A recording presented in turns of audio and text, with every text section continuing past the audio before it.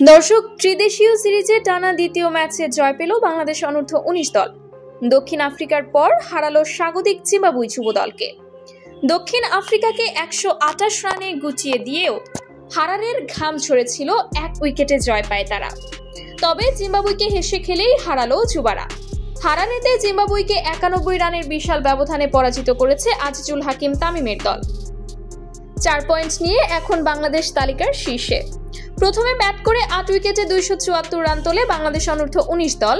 তবে 183 রানেই গুটিয়ে গেছে জিম্বাবুয়ের যুবাদের ইনিংস। 275 রানের লক্ষ্য তাড়ায় অনেকটা সময় বাংলাদেশকে ভয়ে রেখেছিল জিম্বাবুয়ে। নাথানিয়েল লাবানগানার 50-তে ভর করে এক পর্যায়ে 2 উইকেটেই 102 রান তুলে ফেলেছিল স্বাগতিকরা। 53 রান করা লাবানগানাকে বোল্ড করেন স্বাধীন ইসলাম।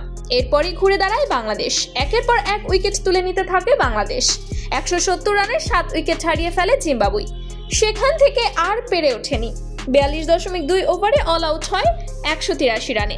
বাহাতি স্পিনার সামিউন বশির মাত্র 14 রান দিয়ে শিকার করেন 3টি উইকেট। 2টি করে উইকেট আল ফাহাদ আর আজিজুল হাকিমের। এর আগে ওপেনার জাওয়াদ আবরার আর মোহাম্মদ আবদুল্লাহর জোড়া 50-তে ভর করে 8 উইকেটে 274 রানের চ্যালেঞ্জিং সংগ্রহ দাঁড় করায় বাংলাদেশ।